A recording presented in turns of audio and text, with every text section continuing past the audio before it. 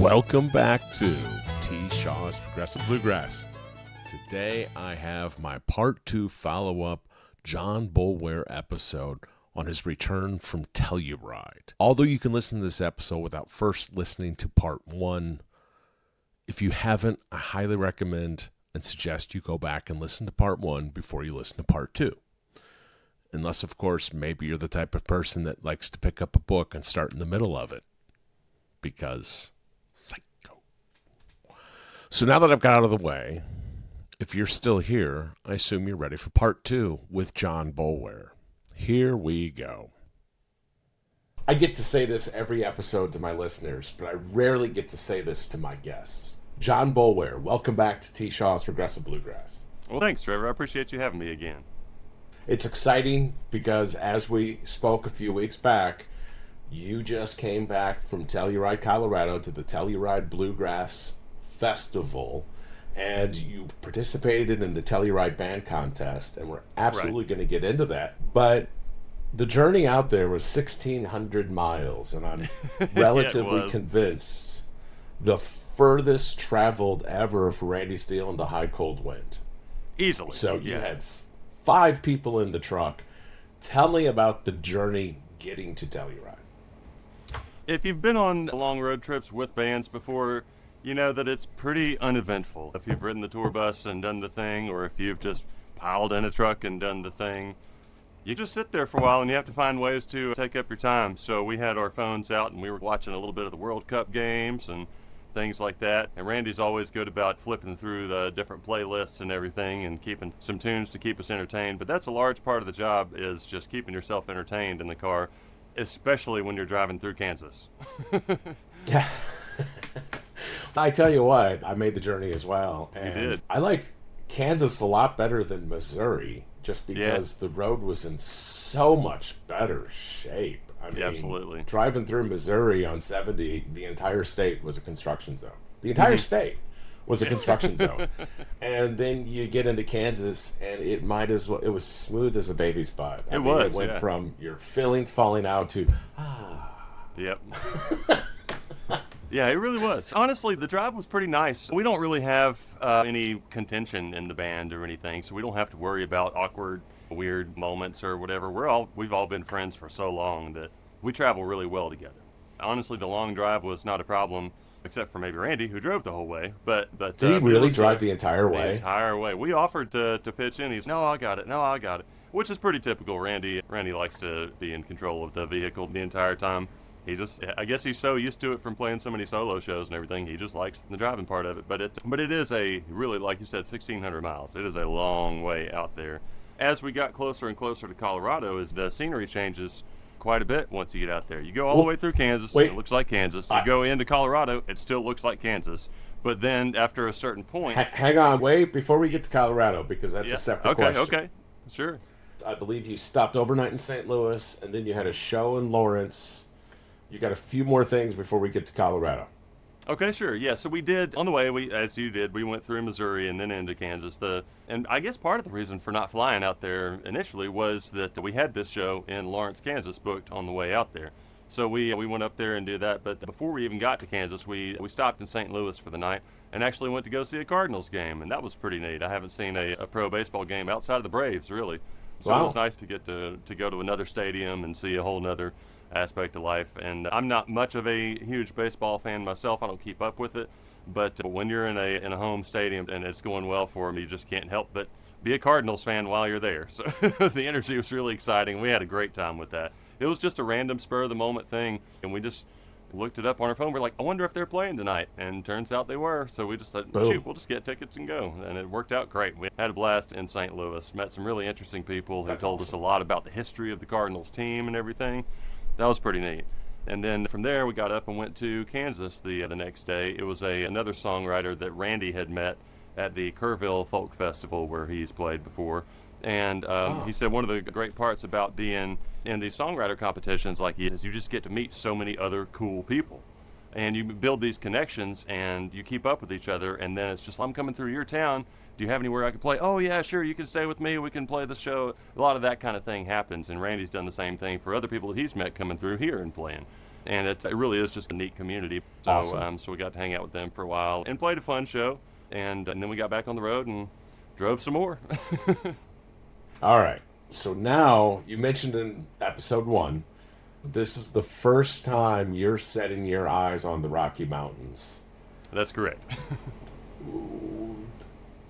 I can speak for myself, but the listeners want to hear it. Tell us, eye-opening, just seeing the Rockies for the first time.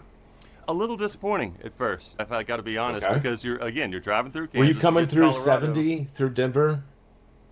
I don't know, man. But so you're driving through Kansas, you get to Colorado, still looks like Kansas for a little while, and then you get out there Right. and you start to see some mountains.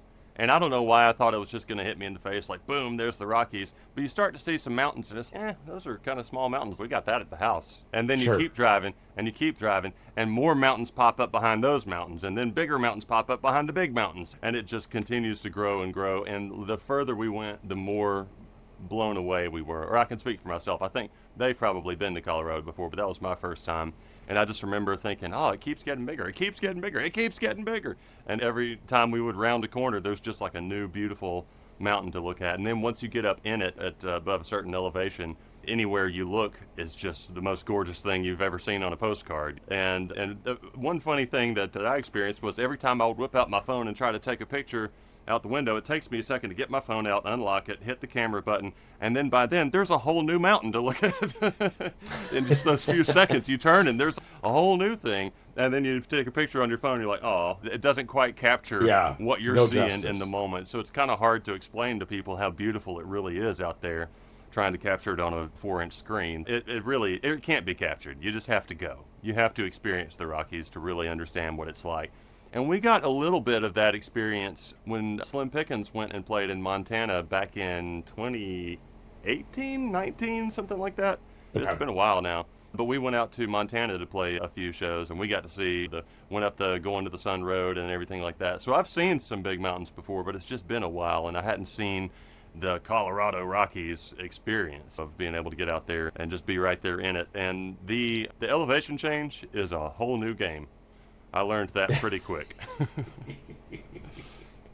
you have breathing problems? Not really. We were just driving up through the mountains there. We were probably up around maybe 11, 12,000 feet, I think. And we just pulled off on this beautiful overlook, and there's a big sign there that says Continental Divide, Pacific, Atlantic, kind of thing. So, of course, we had to take a picture of that.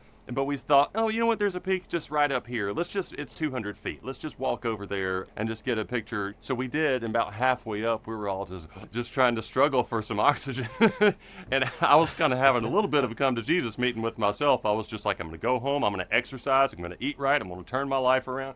And then I realized that everybody else was struggling too, and I didn't feel quite so bad. But it really is different. And we did some math in the truck once we got it back on the road. And we figured out that there's about 40% less oxygen up there. So it really, it's a different experience for humans. It is real. And when I tell people that you can still breathe, you just have to do it more. That there is oxygen in the air. You just got to breathe a little more frequently than you're used to. It was just an interesting experience. It's like being on another planet, just being out. Everything looks so different. The air is literally different. It really is just like being on another planet. It was gorgeous, though, and I really hope I get the chance to go back someday. Absolutely, 5 stars would do again. Yeah, one of the first things one of my neighbors asked me, oh, did you stay in Denver for a night or two to acclimate yourself to the altitude? I'm like, I didn't know that was a thing. No? Oh, okay.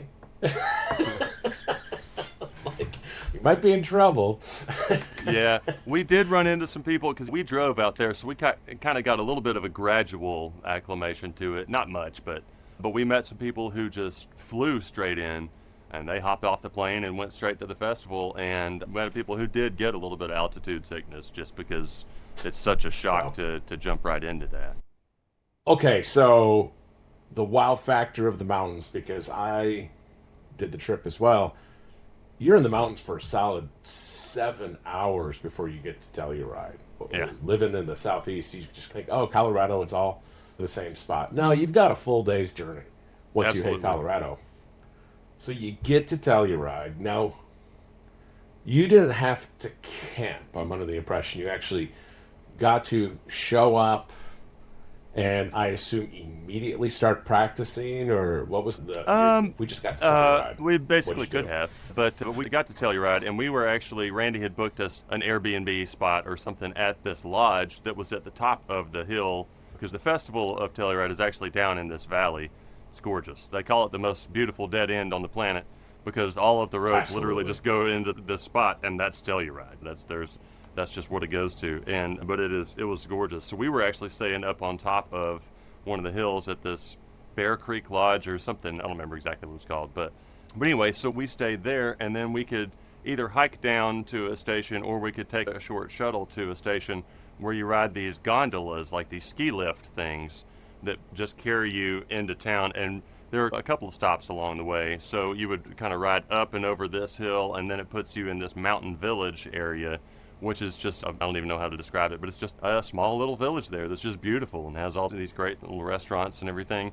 And then you hop back on another station and you go up and over the next hill, and that takes you all the way down into the festival. And honestly, those gondola rides were so much fun because it's like taking a taxi ride or something, only you're up in the air and you get to see these mountains and you get to go down into this valley and you just see this beautiful scenery around you the whole time.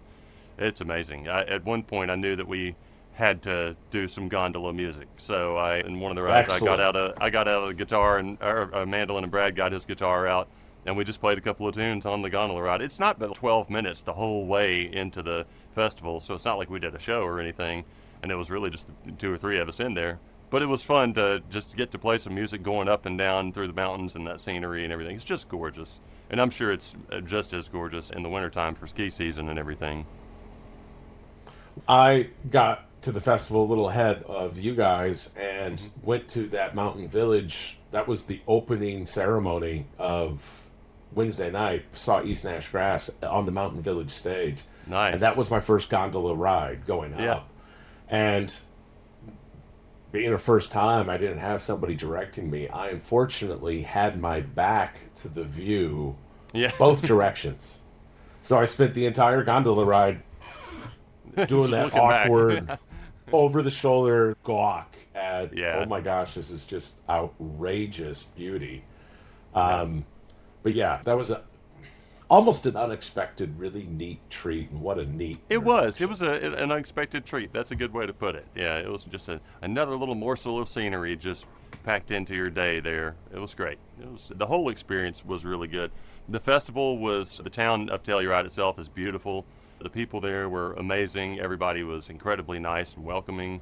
The whole experience of just getting to be in a place like that is not to get too out there, but it's kind of spiritually healing a little bit, just to be that close to nature and but still around people. It was really neat. And that much closer to the sun. That was the hottest That's true. 75 degrees that I have ever felt.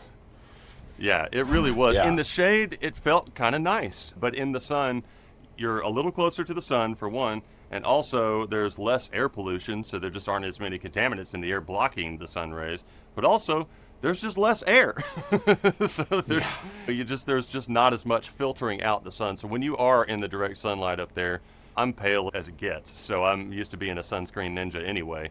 But I really had to watch out this time. I had to wear a sun shirt and everything just because it's when you're in the sun, it is the real deal up there. It is very easy to get burned. And I saw a lot of people who were burned just because you don't think about it. It's not like being by the equator or something where you expect that it's going to be tropical and hot and all that kind Right. of thing. I'm up in the mountains. It'll be cool. You don't think about it I being didn't even sunny. pack a sunshade.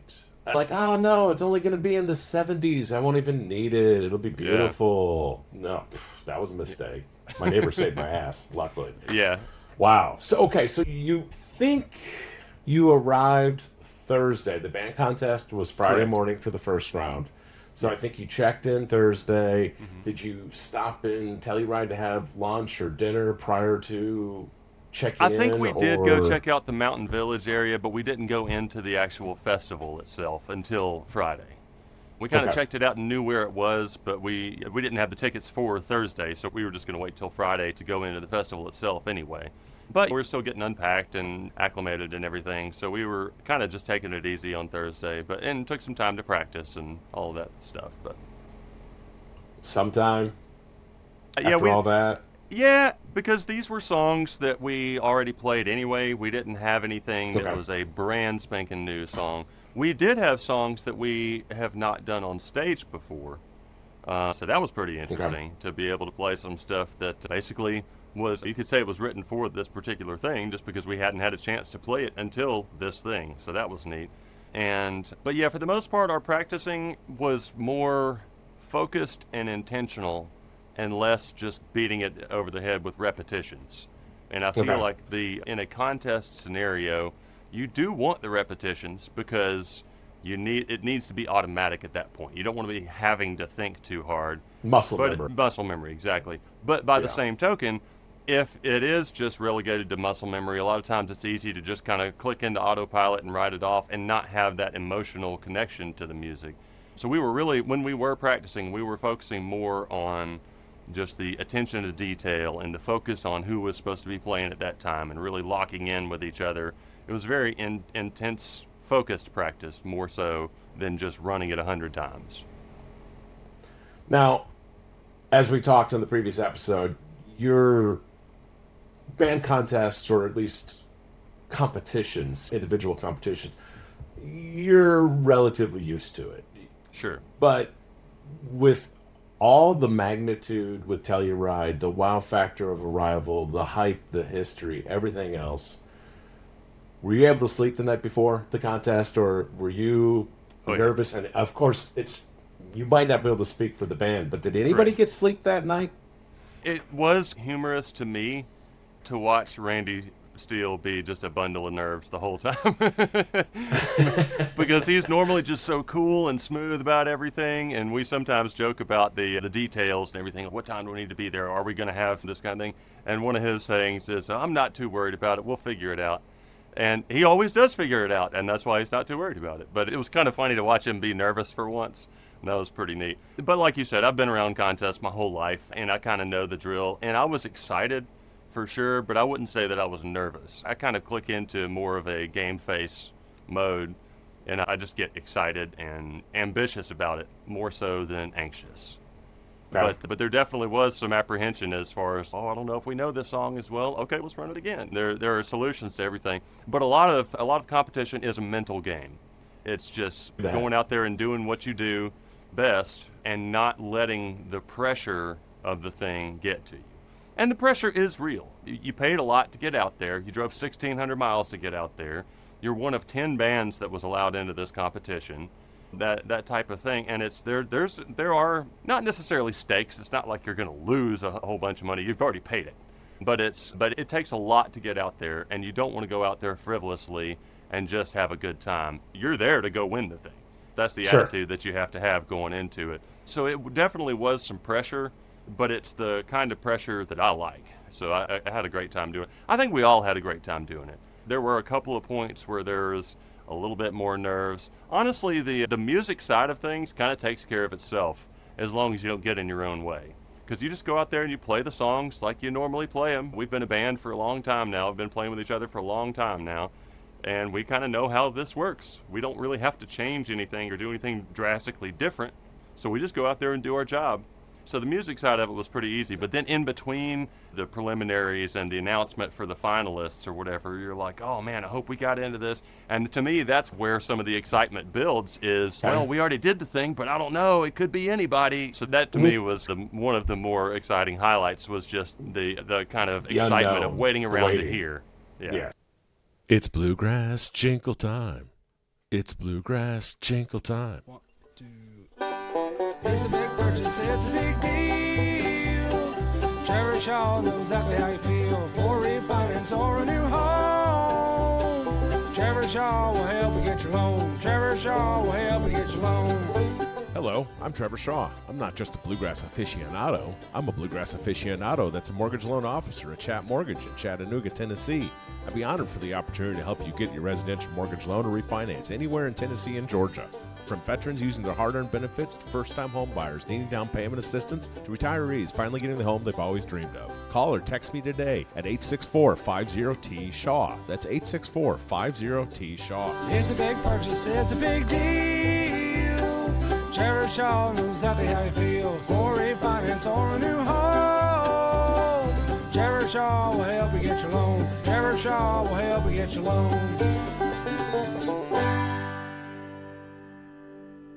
Chat Mortgage is powered by Almeida Mortgage Corporation, NMLS number 271603.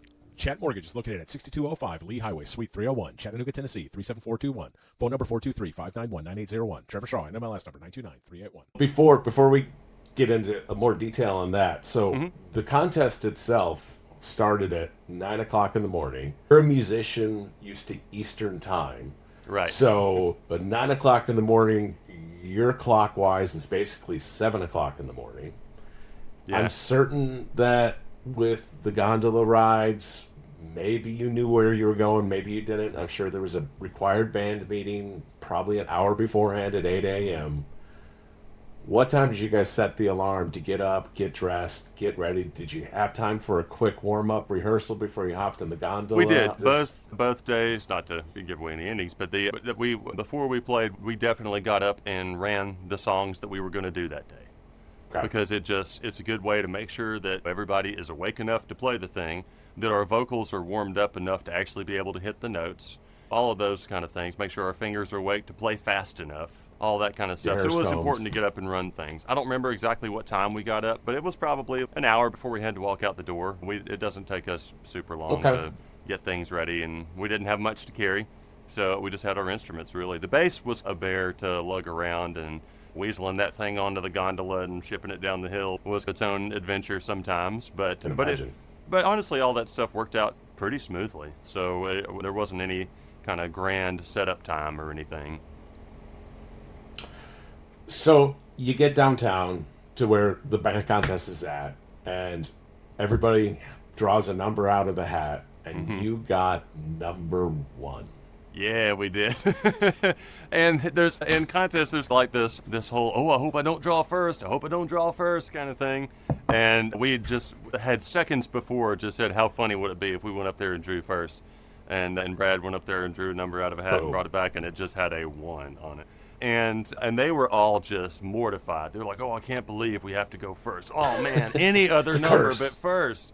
And I told him, I said, when I was playing contests back in the day, I didn't mind going first. In fact, I volunteered to go first sometimes. Just because the order, as far as the judging goes, the order shouldn't matter. They're not going to give you extra points because you went first, or they're not going to detract anything. But you do have to, they figure out their scale a little bit better as they go along, the judges do or whatever. But if they're being fair about it, they kind of know what they're going to give you based on how you play. It doesn't really matter what order you play in. It is a little bit intimidating just because you have to go up there and set the bar, and other people may come and just blow you away, or maybe you go up there and knock it out and you're still king of the hill for a little while or something. But again, it doesn't change the job. You still go up there, you still play the same music you were going to anyway, you still just knock people's socks off and just have a great time, regardless of what number you draw. So again, it goes back to the mental game, the psychological aspect of having to not get in your own way, not getting nervous because you drew number one, when in fact number one doesn't really mean anything. So it's all about just doing the same thing that you do anyway. There were a lot of times growing up, and I even saw some of this at the festival, where people are just furiously like practicing something before they go on stage. And at the end of the day, it's one of those things, if you don't have it by now, maybe you don't have it. You're not going to get it. So your goal is to just practice these things enough ahead of time to where you don't have to worry about what you're supposed to do. You already know what you're supposed to do. You already know what songs you're going to do. You already know what parts you're going to play on those songs. And it really is just going up there and doing your job. So the number one entry spot didn't work against us at all. But it was funny because everybody dreads pulling number one, and we just happened to do it.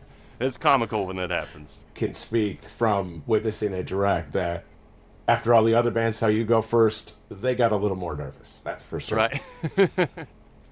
And actually later on, after that round, I think it was Randy that said, I'm kind of glad we went first because then we didn't have to listen to all these other bands and get nervous about playing against them or whatever. We just got to go up there and do our thing and get it out of the way. And I think there's merit to that. But again, it's just you go up there, do your job, whatever number you pull, that's what you just still do the same thing. So after you performed, you started to talk briefly about it. You had a few hours, I think, a couple of hours before the winners were announced. Were you able to go get lunch at this point, or Oh, yeah. what did you do just to calm the nerves, or were you even nervous at that point, or maybe you're just like, it is what it is? What did you do during I those didn't really couple get hours? nervous about it. I got excited about it. I was having a great Okay. time. But Randy was definitely just pacing the floor and just kind of nervous about the next round. And he would listen to people and be like, "Man, these guys are so good." Again, there were times where people got a little bit nervous and freaked out or whatever. But some of us went and grabbed a bite to eat in between, just because we had, like you said, we had several hours. You might as well. And I don't think Randy wanted to eat during that time. He grabbed something later, But yeah, it was, like I said, that's one of my favorite times, is just getting to watch the other bands play and kind of see what I'm up against, and then waiting around is kind of like waiting in line for a new movie that's just coming out or whatever. You get Oh, excited okay. to hear the All right. results. Yeah. All right. Again, Obviously, speaking for the myself, results- not necessarily for the rest of the band. I can only speak for myself. Sure. Understood. We'll get them on here one of these days. There But, you go. okay, so come back out, ready for the announcement. You guys got called to advance very first, right out of the gate. I'm sure Randy had a huge sigh of relief. Yes. A literal You're sigh, advancing. yes. You are playing on the main stage the next day. You've advanced. Now, at this point, what's going through your mind? Are you back into preparation mode, or you're like, whatever it is, what it is? We've already know what we're playing. Let's go enjoy the fest. But A little of both. what was the thought process after that? A little of both. So again, to an extent, we already kind of know what we're going to do. The only real question the whole time was, which songs do we play in which round? So one of the things that happens in contests is, if you have enough songs for both rounds, and you should if you're planning to get in the finals, do I play my best songs right up front to make sure that I get into the finals? Or do I save my best songs for the next round so that I can, once I get in the finals, I can win that? Seal the deal. And it's a gamble as to what you do there. And my whole philosophy has always just been, if you don't get in the finals, then it doesn't matter. So, so your first job is to get into the finals. But we stacked our set list for the 2 rounds pretty well, I think. And so once we got into the next round, we kind of already knew what we were going to do. But there still was the option, hey, at any point we could swap out the song for another song if we're not feeling great about it, or if we feel like something else would be stronger. Nothing's chiseled in stone yet. But at that point, we got to see a couple of things. One, we had already seen all of the other bands play, so we knew who all else was out there at that point. We knew And what you we knew were what up they had. against. Yeah. But also, at that point, we had heard the top 4 bands that they had promoted to the finals, which means we now have a little bit of information as to what the judges are looking for. So you can use, these bands made it, these bands didn't, to kind of see a little bit what you should be shooting for. Did you make any changes at that point? Any I don't adjustments think we to the did. songs you I were gonna think we play? pretty much stuck Okay. to what we had planned on in the first place. But that would have been the time to make those changes if we were going to, is after seeing these people went on, these people didn't. What's the difference between these? Okay, let's do more of this. That would have been the time to make those changes. I think in this particular case, we probably stuck to the same set list that we had planned on. We picked some good songs, and I think we would all still stand by those tunes that we played in that order. It worked. I thought it worked out pretty well. I would agree 100%. And talking about ultimately, you end up coming in, you know what, hang on, let's not put the cart in front of the horse. Sure. So at this point then, did you go, okay, we've got our game plan together, let's go enjoy the fest, or what kind of happen after that? Because now you've got a full day plus between your next round. Again, since we already had everything pretty much worked out, there wasn't a whole lot of preparation to do. So we just enjoyed the festival. We just went down and had a good time. We did make sure to call it an early night because, again, we had to get up super early for the next day because it also started at 8:30 in the morning. So we did make sure to turn in early. We just kind of saw a few things and thought, you know what, let's go get some food, let's call it a night and get up early and do it again the next day. So that's what we did. But we really just enjoyed the festival. Again, we didn't really change anything about our set list after that, so it wasn't like we had a lot of musical preparation to do for anything. So we just kind of had a good time and just enjoyed the fact that we were at Telluride. And that's something that whenever you're in a competition, a high-stress type situation like that, it's very easy to lean into the task at hand and really just fight with that stress and try to knock out every last problem you can find. But you have to remember that we're playing music, we're around great people, we're having a good time, you're in one of the most beautiful places on earth, maybe just enjoy yourself. It's funny that you have to remind Make it count. yourself to do that, but when you're in this kind of seemingly high stakes kind of situation, it's real easy just to get wrapped up and put the blinders on and just to get too wrapped up in the work. But I think we were all appreciative enough of the fact that we got to be there at all, that we did allow ourselves to enjoy ourselves while we were there as well. And that was kind of what Friday was like for me, because again, like you said, we competed way early in the morning. Then we had literally the rest of the day off just to kind of enjoy the festival and meet people and go see things.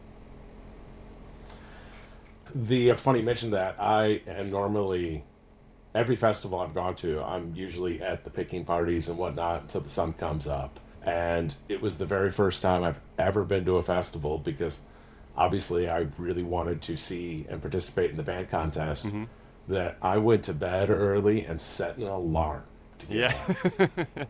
Not a festival routine. I don't for know you, that huh? I'll ever do that at a festival again. That was if the band's playing at 9 o'clock, I ain't seeing it. Yeah. That is a very early time to be playing bluegrass. That is not Well, common. As a fresh set, it's a very early time. Oftentimes at a festival, it's a very late time to be playing. That's true. Yeah, I've Still definitely been tying playing it on full-on the stuff night when the before. sun's coming up. Yes. There's the other side of that Yes. clock, too. Okay, you get to bed early, you get up. I'm sure at this point, Randy's a little more calm. You've made it through the first round. You're in the final round, but you're playing on the main stage. You're playing with probably the greatest backdrop of any stage known to man. Absolutely. There had to be some additional renewed butterflies in the stomach when you check in backstage. I assume you got a special wristband that I'm somebody important. I'm allowed to be here. For that time we were there. I think once you leave the backstage area, you're out. You're not coming but back. yeah, the people did have wristbands or whatever, but for us, they all let us in together. We met up. All of the bands that were in the finals met up together outside the gate, and we had a little powwow about what was going to be expected and what the order of events were and how things were going to proceed. And then they led us all backstage to the thing, and then an hour later, we were doing the contest. At this point, I'm sure everybody's doing a last-minute practice, I assume. Are you trying to hide from the other bands, or are they trying to hide from you? Or are you all in the same room, or... No, not Yeah. at all. And we didn't the first day either. I remember before we went on the first time, and we were just running some whatever tune, just playing stuff. It was really more about getting our fingers warmed up and just getting kind of smooth and relaxed and ready to play music in general. Make sure your vocals are warmed up so you can hit these things. You're not really practicing the tune anymore. Again, if you don't know it by that point, you probably don't know it. So we did run through that list of songs, but we were also just playing some other things just to kind of stay loose and fresh and just try to make sure that we could just play as efficiently and effectively as possible.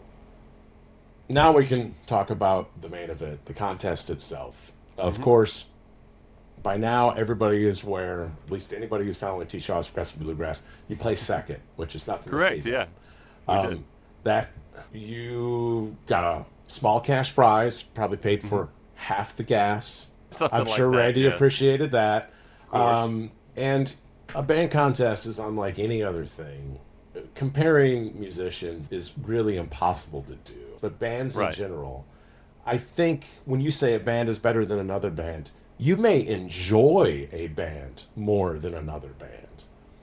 Or maybe they sell more tickets or they won more awards, but it's impossible to say one band is better than another band except Exactly. in a contest. And is it really better, or it's just they scored differently? And some of the criteria involved in a band contest doesn't necessarily apply to a live performance, whether it was... I don't know all the categories. I know harmonies is one of the categories, and it's all in the ear of the beholder. It is. It is. The only reason you can even score things at all in a competition is because you have predetermined scoring categories. And some people may not like whatever they chose to be a criteria. Some people would say, oh, vocal harmonies aren't everything. We played fast enough. We should get it because we were faster than everybody else. That's one criteria, but the criteria you have to shoot for are the ones that were set in these particular rules. So that's kind of how the judges work. They, again, like you said, they may like one band more than another band. They may appreciate this group's songwriting more than this one. Or they may like this band's instrumentation better than this one. But if that particular band was a little bit sloppy and they were missing notes and they were kind of out of tune and you have these other things that pile up, you have to mark off those things on the score. And it doesn't matter how much you really like that band, you're judging essentially an objective criteria and not a subjective one. There always is subjectivity because it's being judged by humans. Sure.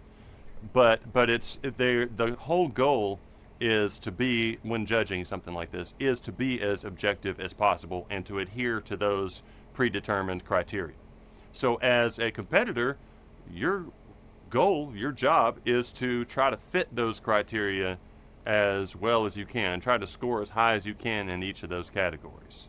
So if you have some really hot, cool, fast tunes or whatever, but you're a little bit sloppy, you're not going to score as high on the technical execution category or criteria, for instance. So you really kind of have to play the game a little bit, read the rules, and kind of find what the judges will be looking for.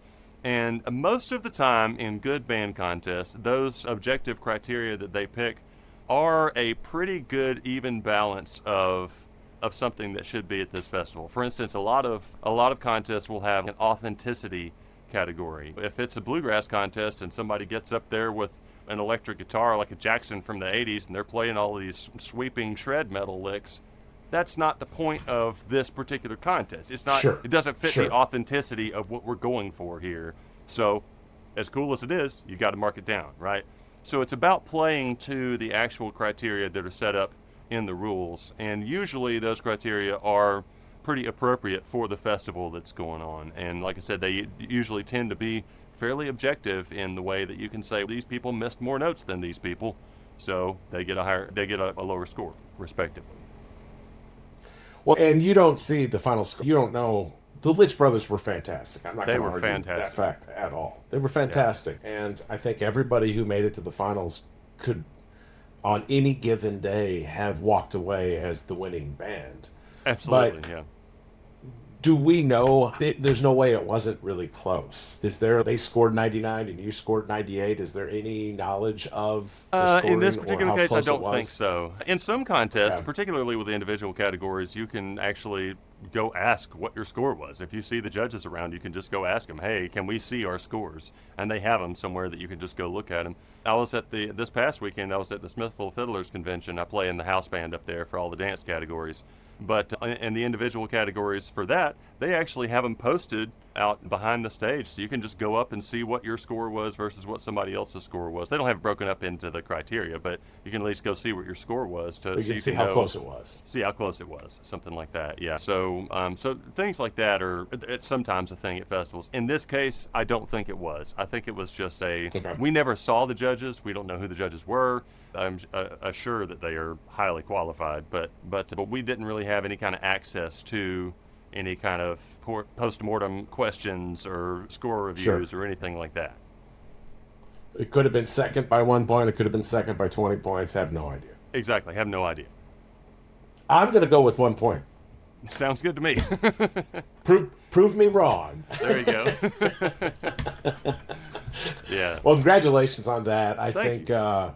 As you said, the Litch brothers were awesome. All four bands in the finals round were incredible, and that was one of the fun parts to me. Is, to be honest, it would not have been as much fun if we went up there and killed it and did a great job, and the other bands were just kind of okay. It would be like, oh man, I wish we'd had more competition to play against. But that was not the case. All four bands that were there, we looked at each other several times, and we were just like, you know what? Any of these four guys could win this right now. We don't know what's about to happen because all four bands are really good. And we were just grateful to have the opportunity to play with those guys and be around them and make the connections because they were from all over the country. You had Washington, Salt Lake City, Chattanooga, North Carolina. So it was literally the span of the country where these bands came from. And it was just great to get to be around them because they all were such good players. But also there was just so much respect between all of the bands. Everybody recognized that everybody was a good player. And we've gotten some jam sessions with some of the guys later on in the day. And just had a good time. That's awesome. Everybody was very grateful to be there, and everybody was very welcoming and really just courteous and nice people. Great to be around, great to work with, and great musicians.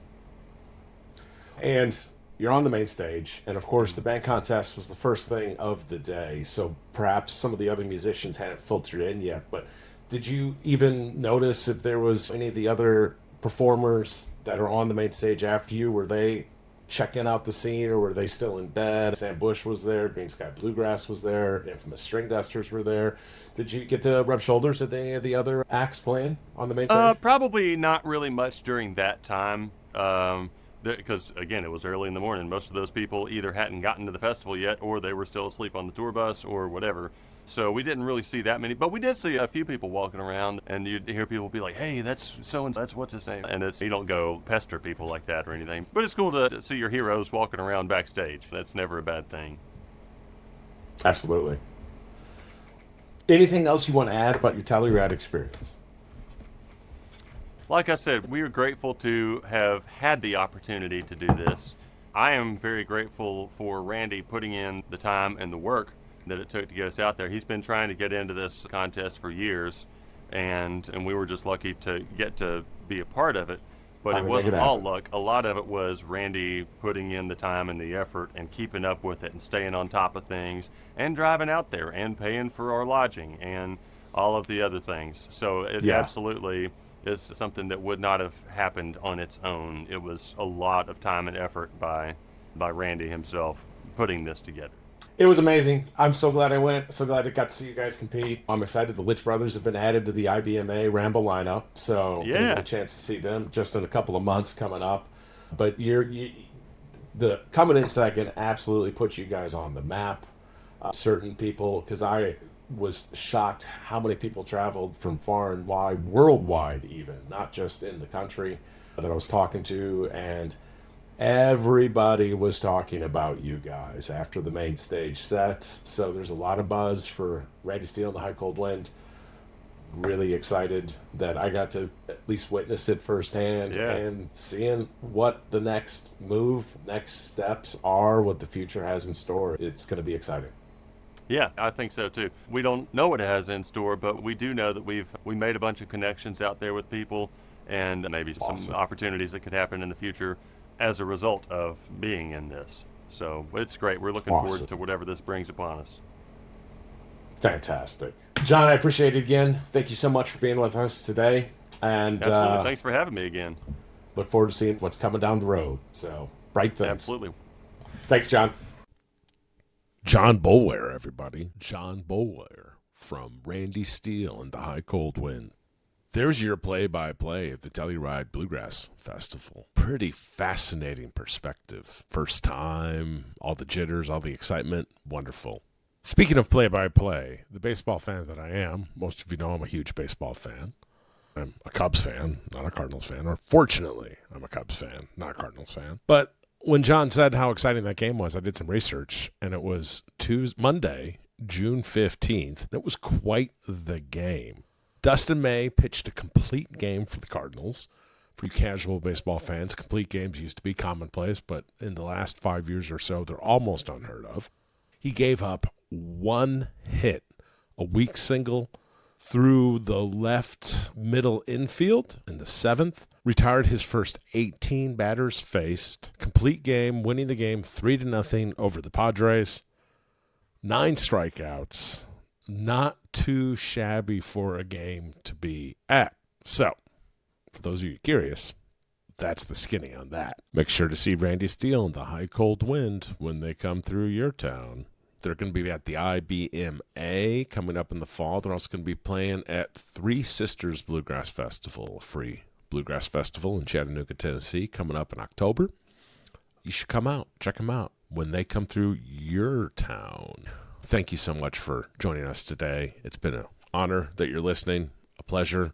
And how I pay the bills. I'm a mortgage lender. I'm licensed in Tennessee, Georgia, and Colorado. I'm open to exploring additional states, too. If I can help you out, contact me. Let me know. Give me a call. 864-50-T-SHAW. Would love to hear from you. NMLS number 929381. And with that, we've got an exciting episode coming up next week. I hope you come back for more. I hope you had a great time today. And now, if you please don't mind, stick around for a brief message from my sponsor, me. Thanks again. 1, 2. It's a big purchase, it's a big deal. Trevor Shaw knows exactly how you feel for refinance or a new home. Trevor Shaw will help you get your loan. Trevor Shaw will help you get your loan. Hello, I'm Trevor Shaw. I'm not just a Bluegrass aficionado. I'm a Bluegrass aficionado that's a mortgage loan officer at Chat Mortgage in Chattanooga, Tennessee. I'd be honored for the opportunity to help you get your residential mortgage loan or refinance anywhere in Tennessee and Georgia. From veterans using their hard-earned benefits to first-time home buyers needing down payment assistance to retirees finally getting the home they've always dreamed of. Call or text me today at 864-50-T-SHAW. That's 864-50-T-SHAW. It's a big purchase, it's a big deal. Trevor Shaw knows exactly how you feel for refinance or a new home. Trevor Shaw will help you get your loan. Trevor Shaw will help you get your loan. Chat Mortgage is powered by Almeida Mortgage Corporation, NMLS number 271603. Chat Mortgage is located at 6205 Lee Highway, Suite 301, Chattanooga, Tennessee 37421. Phone number 423-591-9801. Trevor Shaw, NMLS number 929381.